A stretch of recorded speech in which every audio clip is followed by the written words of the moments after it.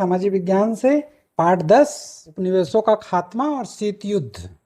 इस टॉपिक से अभी के ब्लूप्रिंट के अनुसार एक कोविड-19 वर्ष में एक नंबर के या जो वस्तुनिष्ठ या खालिस्तान या सही जोड़ी मिला करके कुल 3 प्रश्न होंगे एक नंबर के, इसलिए यह थोड़ा महत्वपूर्ण चैप्टर है और बाकी तो अंक हैं ही। तो शुरू करते हैं उपनिवेशों का खात्मा और शीत युद्ध। तो देखेंगे 1750 से 1714 के बीच विश्व के वह देश जो किसी न किसी यूरोपीय देश के अधीन थे। यहाँ पर जितने भी आपको स्लेटी रंग में देश दिख रहे हैं, जैसे यहाँ पर स्वतंत्र देश अगर हम देखें तो यहाँ पर देखेंगे ये अमेरिका है, जो मैं इसको हाईलाइट कर रहा हूँ, आप देख पा रहे होंगे चित्र में है। ये कनाडा है, ये जो देश हैं ये स्वतंत्र हैं। और आप देख पा रहे होंगे यहाँ पर ग्रीनलैंड है जिसको हम डेनमार्क कहते हैं, ये स्वतंत्र हैं। और यहाँ पर हम देख पा रहे होंगे, अब अगर हम दक्षिण अमेरिका की बात करें तो यहाँ पर ये ब्राज़ील का एक भाग है यहाँ पर, और ये गुयाना जो है दक्षिण अमेरिका का, ये इतने भाग ही स्वतंत्र हैं। और यहाँ पर हम अगर पूरे नीचे के पोर्शन में देखें, यहाँ पर जो आज का जो चिली देश, ये इसके इतने ही भाग स्वतंत्र हैं। अफ्रीका की बात करें यदि हम, तो यहाँ पर हम देख पा रहे होंगे जो इथोपिया है, ये इथोपिया ये यहाँ पर स्वतंत्र है। और यहाँ पर हम देखेंगे ईरान, इराक, ये जो भाग है, अफगानिस्तान, ये स्वतंत्र हैं। और तिब्बत, यहाँ पर इतने ही देश स्वतंत्र हैं। और बाकी सारे देश आप देखेंगे किसी न किसी यूरोपीय देश के अधीन थे। यहाँ पर ये यूरोपीय देश हैं, जो ये मैं सर्किल कर रहा हूँ, ये पूरे यूरोपीय देश हैं। और यही वो भाग है जहाँ पर यूरोपीय देश जैसे Germany, Italy, France, Spain, England, ये इन्हीं देशों में, इतने ही भाग में ये यूरोपीय देश आते हैं। अब यही स्वतंत्र थे, इसलिए ये स्वतंत्र थे क्योंकि बाकी देशों पर कब्जा भी इन्हीं यूरोपीय देशों का था। आप देखेंगे पूरा ये ऑस्ट्रेलिया है, पूरा का पूरा अफ्रीका, पूरा भारत, यहाँ पर आप देखिए पूरा पाकिस्तान, और ये जो म्यांमार, यहाँ पर इंडो चाइना, अभी हम इस चैप्टर में इंडो चाइना के बारे में पढ़ेंगे। जापान जो है वो स्वतंत्र था। और यहाँ पर आप देखेंगे ये पूरा का पूरा रशिया जो है वो कब्जे में था। और दक्षिण अमेरिका के पूरे देश कब्जे में थे। और सारे महाद्वीप पर यूरोपीय देशों का ही कब्जा रहा, और स्वतंत्र बहुत कम देश है। अब हम देखेंगे थोड़ा सा दक्षिण अमेरिका के बारे में देख लेते हैं। दक्षिण अमेरिका में आप देखेंगे कि ये जो कब्जे हैं ये किस देशों को था। तो यहाँ पर आप देख पा रहे होंगे ये पूरा का पूरा जो है, जितना पूर्वी और उत्तरी पूर्वी भाग जो था वो पुर्तगालियों के कब्जे में था।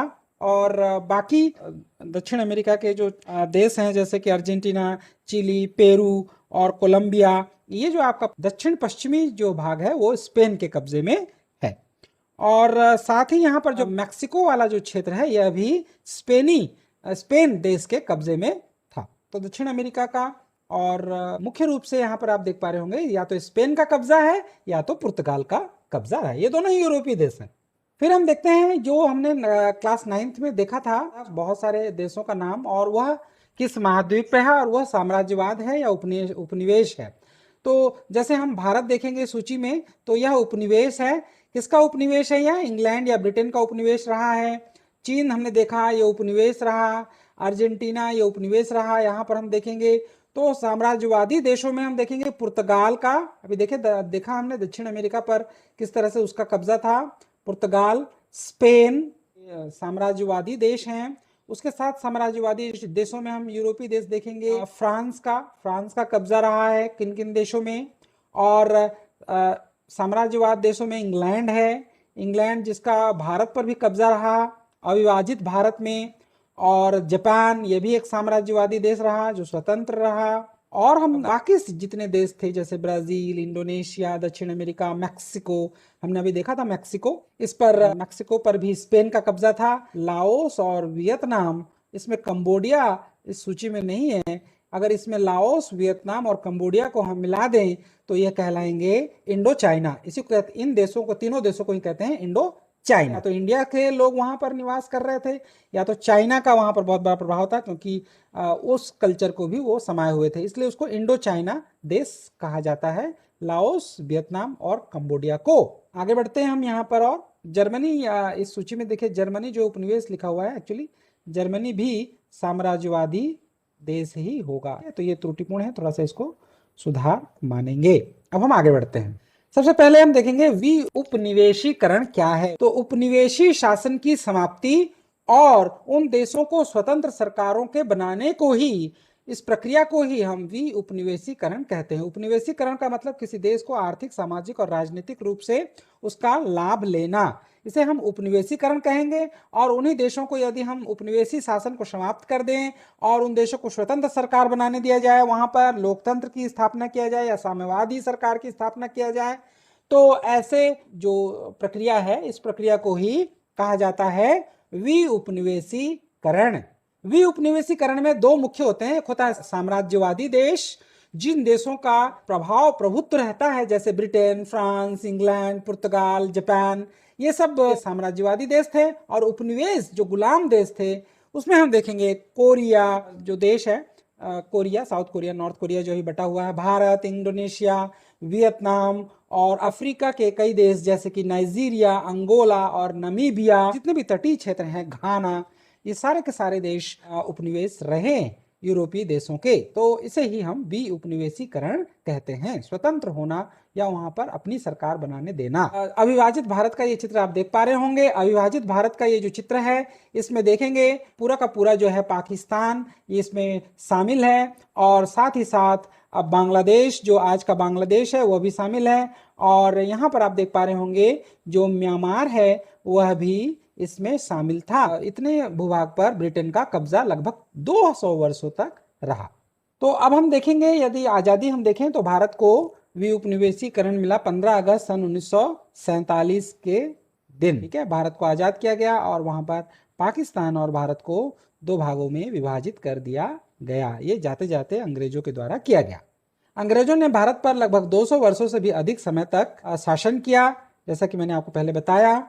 इसमें मुस्लिम लीग के नेता मोहम्मद अली जिन्ना जो थे, उन्होंने मुस्लिमों के लिए एक अलग देश पाकिस्तान की मांग की। और यह बहुत बाद में इनका आया कि उनको ऐसा लगा कि मुस्लिमों के हितों की रक्षा नहीं हो पाएगी, इसलिए वो अलग देश की मांग की। और अंग्रेजों ने 500 से भी अधिक अधीनस्थ रजवाड़ों को यहाँ पर स्वतंत्रता दी। बहुत सारे राजे रजवाड़े थी, यही कारण था कि सब अलग अलग भागों में विभाजित था। और फिर उसमें से जिन्हें भी स्वतंत्रता दे दी गई कि वो चाहे तो भारत में जा सकते हैं, चाहे तो पाकिस्तान में जा सकते हैं। उसमें यदि हम देखें तो बड़ौदा, हैदराबाद, कश्मीर, इनको यदि छोड़ दें तो बाकी समस्त राजे रजवाड़े जो है वो अपनी सहमति से भारत में शामिल हुए। तो यह चित्र आप देख पा रहे होंगे स्टूडेंट, ये विभाजन से पहले की स्थिति है। जितना भी आपको यहाँ पर रियासतें दिख रही है वो स्काई ब्लू कलर में आप देख पा रहे होंगे। यहाँ पर रियासतें थी, राजे रजवाड़े थे यहाँ पर। तो इसमें हम देखें स्टूडेंट 565 देशी रियासतें थी, जिसमें ग्वालियर, अजमेर, मैसूर, हैदराबाद, और इतने रियासतों में जो प्रांतों में बटा हुआ था वो 11 प्रांतों में बटा हुआ था। और कमिश्नरेट स्टेट जो थे वो 4 स्टेट हुआ करते थे। जूनागढ़ देखें, और हैदराबाद, और यहाँ पर आप मणिपुर, ये तीनों जो सर्किल यहाँ पर आपको दिख रहे होंगे चित्र में, भारत में शांतिपूर्वक या ऐसे जुड़े नहीं, वो उनके लिए आर्मी इस्तेमाल करनी पड़ी। और सरदार वल्लभ भाई पटेल की बुद्धि की वजह से, या उनके इसलिए लौह पुरुष कहा जाता है, उन्होंने पूरे उनको एक में पिरोया रखा। जम्मू कश्मीर भी, तो जम्मू कश्मीर, जूनागढ़, हैदराबाद और मणिपुर। तो आप देखेंगे जब हम पूरा ये बट गए तो जो रियासतें थी उसमें ऐसी रियासतों में 562 जो है भारत में रहा, और 11 प्रांतों में 9 प्रांत भारत में शामिल हुए, और 2 प्रांत जो है वो पाकिस्तान में चले गए, और देसी रियासतों में भी एक चला गया। अब हम देखेंगे स्टूडेंट यहाँ पर इंडोनेशिया की आजादी की घोषणा हुई थी, या कहना चाहिए औपचारिक रूप से जो घोषणा हुई वो 27 दिसंबर 1949 को हुई।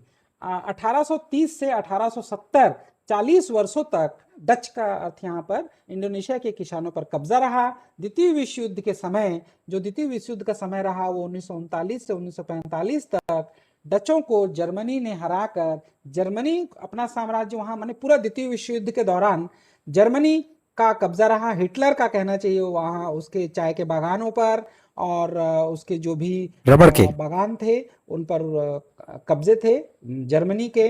और जर्मनी के जो सहयोगी था वो जापान ने इस पर अपना उपनिवेश स्थापित करना चाहा, लेकिन द्वितीय विश्व युद्ध में जर्मनी की हार हो गई, जापान की भी हार हो गई, तो इंडोनेशिया ने अपने को 17 अगस्त 1945 को स्वतंत्र घोषित कर दिया। लेकिन औपचारिक रूप से हम देखें 1945 को तो ये आज़ाद घोषित कर दिया, लेकिन कहीं ना कहीं इस पर हॉलैंड का, है ना, हॉलैंड का कब्जा रहा।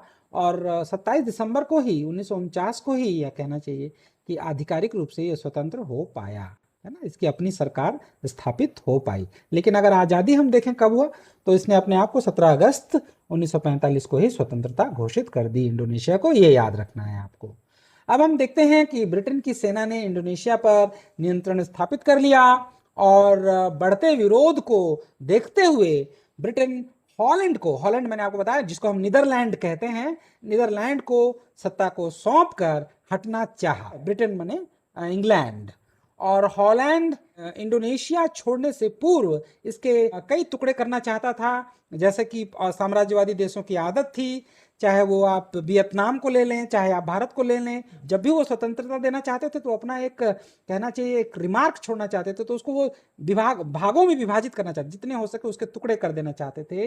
अंततः 27 दिसंबर 1949 को औपचारिक रूप से सत्ता का हस्तांतरण हुआ। फिर हम देखेंगे जो भी देश स्वतंत्र हुए, 29 नव स्वतंत्र देश, जिसमें आप चित्र में देख पा रहे होंगे ये 1955 के इंडोनेशिया के बाड़ुंग शहर का एक सम्मेलन का एक चित्र है, जिसमें आप मुख्य रूप से देख पा रहे होंगे, इन्हें तो आप पहचानते होंगे, ये पंडित जवाहरलाल नेहरू हैं। फिर पंडित नेहरू के साथ साथ आप देख पा रहे होंगे ये घाना, अफ्रीका के पश्चिमी देश आप देख पा रहे होंगे, घाना, उसके ये प्रमुख हैं, घाना के नक्रुमा, और मिस्र के ये कर्नल नासिर हुसैन। और यहाँ पर आप देख पा रहे होंगे इंडोनेशिया के सुकर्णो, उसके राष्ट्रपति सुकर्णो, और ये यूगोस्लोवाकिया के मार्शल टीटो। तो इसमें ये प्रमुख अग्रणी भूमिका निभाया इन पांचों ने। और जबकि 29 नए नए स्वतंत्र हुए देश थे, इन्होंने गुट निरपेक्ष का रास्ता अपनाया, और यह सम्मेलन बाड़ुंग शहर में हुआ था 18 से 24 अप्रैल 1955 को ये सम्मेलन हुआ था।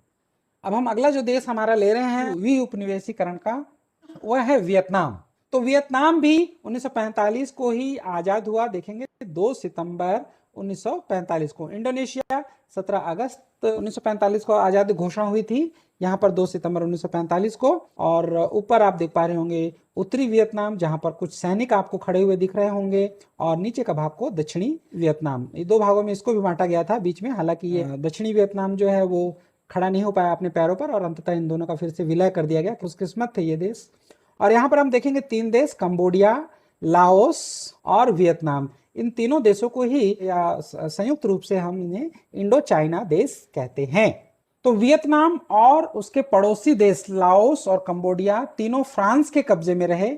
आप चित्र में देख पा रहे होंगे ये जितना भी आपको देश दिख रहे हैं जिसको हम इंडो चाइना कह रहे हैं, फ्रांस ने इन देशों को शिक्षित मध्यम वर्ग को पनपने नहीं दिया, कोई बहुत बड़ा यूनिवर्सिटी और हायर एजुकेशन की कोई व्यवस्था नहीं की, और वो चाहते थे कि मध्यम वर्ग पनप ही न पाए। द्वितीय विश्व युद्ध के समय जापान ने इस पर कब्जा कर लिया था, लेकिन वियत मिन्ह आंदोलन जो चीन में चला था, जिसके नेता ची मिन्ह और सेनापति न्यूएन जियप, आप चित्र में देख पा रहे होंगे ये न्यूएन जियप है। न्यूएन जियप ने ये बहुत अच्छे सेनापति, सेना के प्रमुख थे ये, और बहुत ही बहादुरी से, बहुत टैक्टिक्स से इन्होंने लड़ा, ताकि वियतनाम में आज तक किसी ने युद्ध में जीत नहीं पाया। भले ही उसकी बड़ी सेना थी, लेकिन वो जीत नहीं पाए। ये न्यूएन जियप जो चित्र में देख पा रहे होंगे, इनकी ही वजह से वो उनकी गोरिल्ला वॉर जो नीति थी, वो वियतनाम के भौगोलिक क्षेत्रों के हिसाब से इन्होंने बहुत अच्छी रणनीति बनाई। तो 1945 को इसे एक स्वतंत्र गणराज्य की स्थापना कर दी, और हो ची मिन्ह जो है वो राष्ट्रपति बने।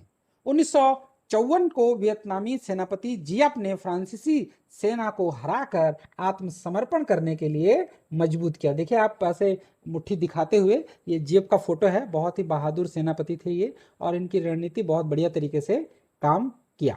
फिर अमेरिका के प्रभाव में वियतनाम पर कब्जा जमा करके चाहता था कि उसका अधिकार क्षेत्र रहे, और फ्रांस का एक तरफ था तो दूसरी तरफ अमेरिका का कब्जा था, तो उसको 2 भागों में विभाजित कर दिया गया अमेरिका के प्रभाव के कारण।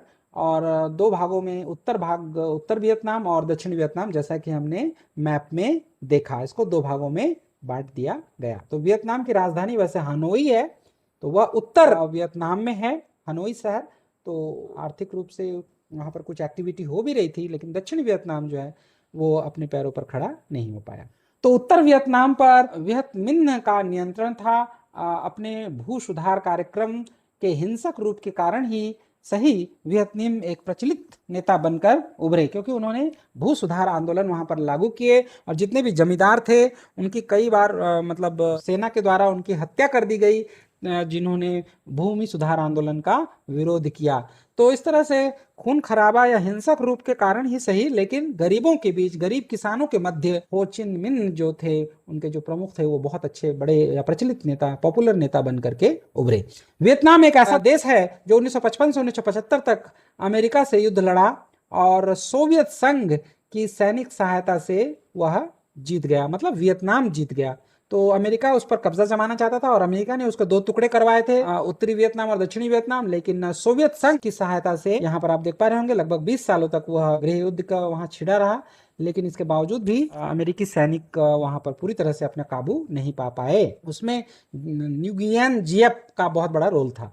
फिर 30 अप्रैल 1975 में दोनों भागों का विलय कर दिया गया। मैंने आपको बताया कि दोनों जो अलग अलग उत्तरी वियतनाम और दक्षिणी वियतनाम थे 1975 को एक हो गए, और ये 1945 को जरूर उसने आज़ादी की घोषणा कर ली थी सितंबर में, लेकिन 1975 में ही आधिकारिक रूप से ये कहना चाहिए वहां पर ये स्वतंत्र हुआ। और राज्य के हर अंग पर साम्यवादी दल का वर्चस्व आज भी बना हुआ है। अब हम चलते हैं अफ्रीका की तरफ। ये अफ्रीका के देश हैं। अब आप देख पा रहे होंगे यहाँ पर पुर्तगालियों का, फ्रांस का कब्जा और यूके माने कि इंग्लैंड का कब्जा आप देखेंगे। ये सब साम्राज्यवादी देशों की सूची है। ये बड़े भूभाग पर यहाँ पर आप देख पा रहे होंगे ये फ्रांस का कब्जा है, जितने भी आप देश देख पा रहे होंगे यहाँ पर। और ये जो यूके का या इंग्लैंड का देखेंगे हम, ये जो नाइजीरिया है और ये घाना है, यहाँ पर जो देश आप देख पा रहे होंगे, ये मेडागास्कर है जो टापू के रूप में है।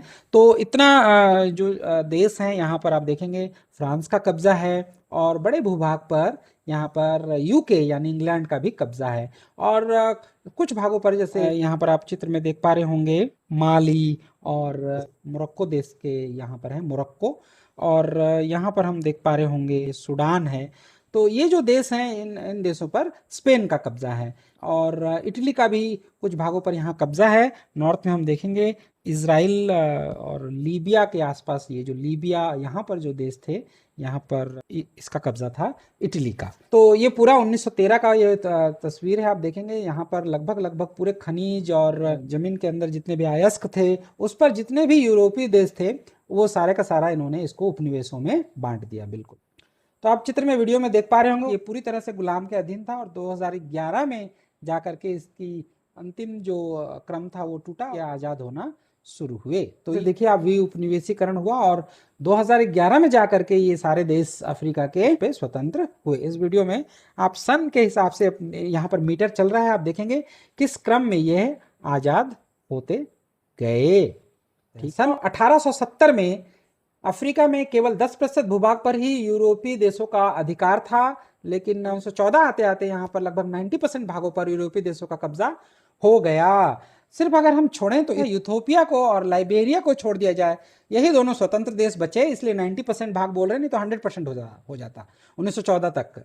अफ्रीका के अधिकांश भागों पर ब्रिटेन का, फ्रांस का और दूसरे यूरोपीय देशों का कब्जा रहा। 1956 तक फ्रांस के आधिपत्य वाले अफ्रीका में स्वशासन नहीं था, जबकि यहाँ के लोगों को फ्रांस के संसद के चुनाव में भाग लेने की एक सीमित अधिकार था। अफ्रीका में तो कहीं पर स्वशासन नहीं था, कहीं पर स्थानीय सरकार के लिए कहीं पर भी कोई इलेक्शंस नहीं खड़े नहीं हो सकते थे, लेकिन एक सीमित अधिकार जो है फ्रांस की संसद में चुनाव होते समय वहां पर अफ्रीका के लोगों को भाग लेने का अधिकार था। 1960 में ब्रिटेन उपनिवेशों पर खर्चा कम करना चाहता था, इसलिए उपनिवेशों को स्वतंत्र होने का प्रस्ताव रखा, जिसको हम यूके बोल रहे हैं और इंग्लैंड बोलते हैं, जिसे घाना और नाइजीरिया जैसे छोटे छोटे देशों ने भी स्वीकार कर लिया। लंदन में बैठे हुए वो अगर पूरे देशों पर कब्जा चलाना चाह रहा था, उस पर खर्च आ रहा था, क्योंकि सब कम्युनिकेशन का इतना अच्छा स्ट्रांग उस समय व्यवस्था नहीं थी, तो बहुत खर्च हो रहा था उसका, तो इसलिए वो चाहता था खर्चा कम किया जाए। इसलिए घाना और नाइजीरिया जैसे देश थे जो उन्होंने 1960 में यूके की बात को स्वीकार कर लिया। परंतु गोरे लोगों की जो कॉलोनीज थे वह इसके लिए तैयार नहीं हुए। जहां जहां पर भी जैसे साउथ अफ्रीका है या यहाँ पर हम देखेंगे जो दूसरे देश थे जैसे कि जिम्बाब्वे और केनिया, इस तरह से जो देश थे जहां पर कॉलोनीज ऑलरेडी बसे हुए थे गोरे लोगों का, वहां पर वो लोग तैयार नहीं हुए। तो यहाँ पर हम देखेंगे केप वर्डे द्वीप, गिनी बिसाऊ और रोडेशिया, जिसको हम आज जिम्बाब्वे के नाम से जानते हैं, दक्षिण अफ्रीका, ये जो देश थे ये पुर्तगाली उपनिवेश में गोरों का शासन बना रहा। ये इन पर पुर्तगाल का कब्जा बना रहा काफी लंबे समय तक। लास्ट में ही ये जिम्बाब्वे जो है ये आजाद हुआ कहना चाहिए। और आज भी आर्थिक और उसकी माली हालत ठीक नहीं है। अफ्रीकी लोगों को नस्लवादी राज्यों से स्वतंत्रता प्राप्त करने के लिए एक लंबा और कठिन संघर्ष करना पड़ा। आपको याद होगा कि गांधी जी भी गए हुए थे वहां पर, और वहां से साउथ अफ्रीका से लौटने के बाद ही वो पूरी तरह से आज़ादी के संघर्ष में भाग लिया। ठीक है, एक वकील की हैसियत से वो केस लड़ने के लिए ही साउथ अफ्रीका गए थे। और 1990 से 94 के बीच ये सभी देश पूरी तरह से स्वतंत्र हो गए। ये सारे देश जो मोजाम्बिक, गिनी बिसाऊ, केप वर्डे, रोडेशिया, ये सारे देश जो है वो साउथ अफ्रीका, ये 1994 में ही आज़ाद हुए। और साउथ अफ्रीका में देश में नेल्सन मंडेला जो है वो जैसे ही जेल से आज़ाद हुए और आज़ाद होने के बाद से ही वो राष्ट्रपति नियुक्त किए गए। अब हम देखेंगे स्टूडेंट एक इंपॉर्टेंट देश, वह है नाइजीरिया, जिसको हम मैप में अभी घेरा लगाए थे, उसको भी थोड़ा देखेंगे। इंपॉर्टेंट है नाइजीरिया। 1 अक्टूबर 1960 को ये आज़ाद हुआ, लेकिन 63 में ही आधिकारिक रूप से यहाँ पर वो राष्ट्रपति घोषित हो पाए, तो हम इसको 63 ही मानेंगे। तो यहाँ पर हम देखेंगे 1885 में ब्रिटेन ने नाइजीरिया पर प्रभाव क्षेत्र इस पर दावा किया और 1986 में रॉयल नाइजर कंपनी की स्थापना की गई ब्रिटेन के द्वारा या इंग्लैंड के द्वारा। इंग्लैंड ने सबसे पहले यहाँ पर कब्जा किया। यहाँ बहने वाली नाइजर नदी के कारण अंग्रेजों ने इस देश का नाम नाइजीरिया रख दिया, क्योंकि ये छोटे छोटे कबीलाओं में ये बटा हुआ था। अक्टूबर 1960 में यह तब आया जब इसे संसदीय सरकार के साथ 3 क्षेत्रों के संघ के रूप में स्थापित किया गया था। ठीक है, 1960 में इसे 3 क्षेत्रों में बांट दिया गया। नमादी अजिकीवे राष्ट्रपति बने, जिसका फोटो बुक में दिया हुआ है, वो अपनी पत्नी के साथ खड़े हैं। 3 मुख्य जनजाति आपको याद होगा, आप मैप में भी देखेंगे, हौसा, फुलबे, यरूबा और इग्बो। यह 3 सांस्कृतिक या अपने कहना चाहिए भागों के हिसाब से या जनजातियों के प्रभाव के हिसाब से इनको 3 क्षेत्रों में, संसदीय क्षेत्रों में बांट दिया गया।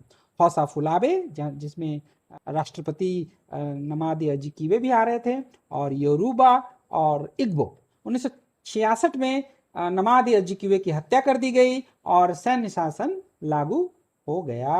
तो यह चित्र में आप देख पा रहे होंगे ऊपर, ये जो क्षेत्र है ये हौसा फुलानी है। हौसा फुलानी जो है वो मुस्लिम बाहुल्य क्षेत्र था, और ये जितने भी कहना चाहिए वहाँ पर जो आंतरिक गृह युद्ध जैसा छिड़ा, उसमें इस क्षेत्र का ही बहुत बड़ा रोल रहा। और योरूबा, ये जो पश्चिमी क्षेत्र है इसको योरूबा, और यहाँ पर दक्षिणी भाग को इग्बो कहते हैं, जहाँ पर ही बहुत ज़्यादा इंडस्ट्रीज, ये जो कंपनी थी, ये कंपनी सब इसी क्षेत्र में थी। यहाँ पर आप देख पा रहे होंगे सदर्न नाइजीरिया या दक्षिणी नाइजीरिया में ही यहाँ पर जो आपको ये डॉट डॉट दिखा हुआ है, ये जो क्षेत्र थे ये अयस्कों से भरे पड़े थे। ये आप देख पा रहे हो, जिसको कैमरून लिखा हुआ है, इस पर जर्मनी का कब्जा रहा और यूरोपीय देश था वो भी। और यहाँ पर आप देख पा रहे होंगे नाइजीरियन कोस्ट, यहाँ पर ऑयल रिफाइनरी और कॉलोनीज थे वो इस क्षेत्र में बने हुए थे फ्रांस के, और साथ ही ब्रिटेन का भी कब्जा रहा।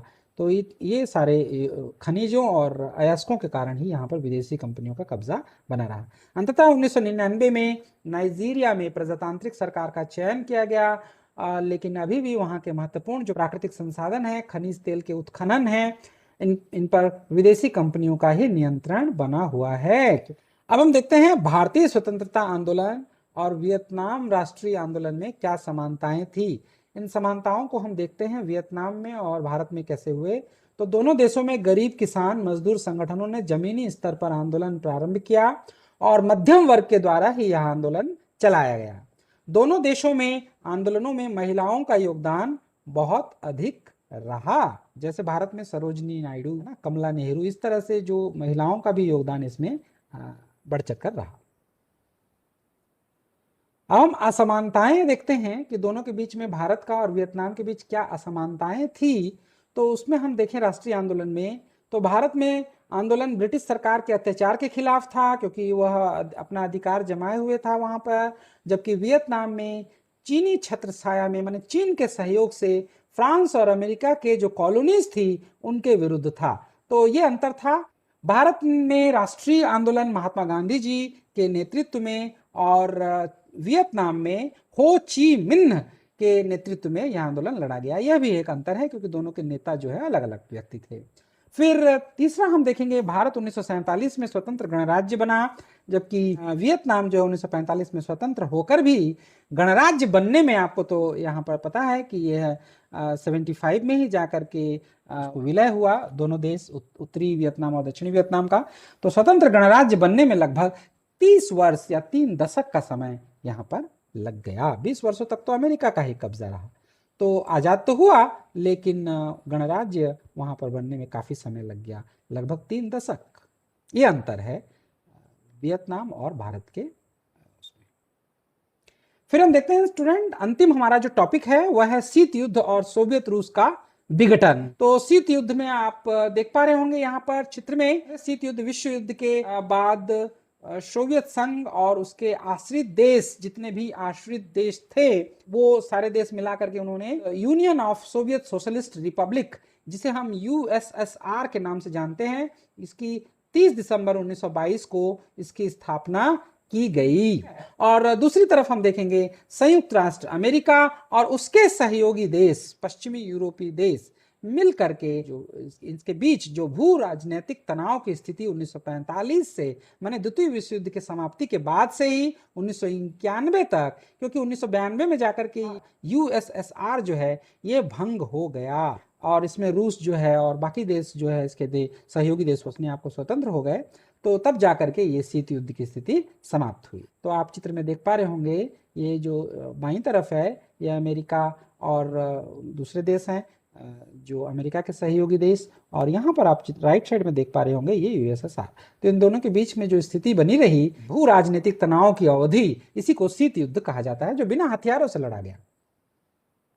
तो शीत युद्ध और सोवियत रूस का विघटन, ये घ है स्टूडेंट, यहाँ पर घटन विघटन जो हुआ उसमें आप देख पा रहे होंगे 1945 में यहाँ पर ये जर्मनी का आप मैप देख पा रहे होंगे स्टूडेंट। ये जो लाल आपको दिख रहा है, लाल बिल्कुल ये सोवियत संघ का इसका कब्जा वाला था, मतलब जो पूर्वी जर्मनी था उस पर सोवियत का कब्जा था, और जो पश्चिमी था उसमें आप देखेंगे इसमें फ्रांस, ब्रिटेन और अमेरिका, ये तीनों का एक संघ था। चित्र में भी आप देख पा रहे होंगे अमेरिका सबसे टॉप पर है, फिर इंग्लैंड और सबसे नीचे में आप देख पा रहे होंगे फ्रांस। तो ये तीनों मिलाकर के इनका पश्चिमी जर्मनी पर इसका कब्जा रहा। और 9 नवंबर 1989 को यह जो दीवार थी, बीच में एक दीवार था स्टूडेंट, देखेंगे ये दीवार, मैं आपको दीवार बना के दिखा रहा हूं। ये जो दीवार थी इसमें एक, इसको बोलते हैं बर्लिन की दीवार। तो ये दीवार जो है बहुत नाटकीय ढंग से लोगों के द्वारा, जन समूह के द्वारा ढहा दी गई, और ये जो पूर्वी जर्मनी और पश्चिमी जर्मनी था ये इसका खत्म हो गया। 1945 में ही इस पर कब्जा कर लिया गया था। तो इसको देखेंगे, और 89 में ये तोड़ दे गया पश्चिमी जर्मनी, पूर्वी जर्मनी। 1950 में आप देखेंगे कोरिया, उसको भी 2 भागों में यहाँ पर बांट दिया गया, उत्तर कोरिया और दक्षिण कोरिया। अभी आपको याद होगा जो किम जोन को तो आप नाम जाने होंगे। तो यहाँ पर 1954 में आप देखेंगे वियतनाम, इसको भी 2 भागों में बांट दिया गया, दक्षिण वियतनाम, उत्तरी वियतनाम। ये अमेरिका के द्वारा ऐसा किया गया। 1975 में जाकर के एक हो पाए।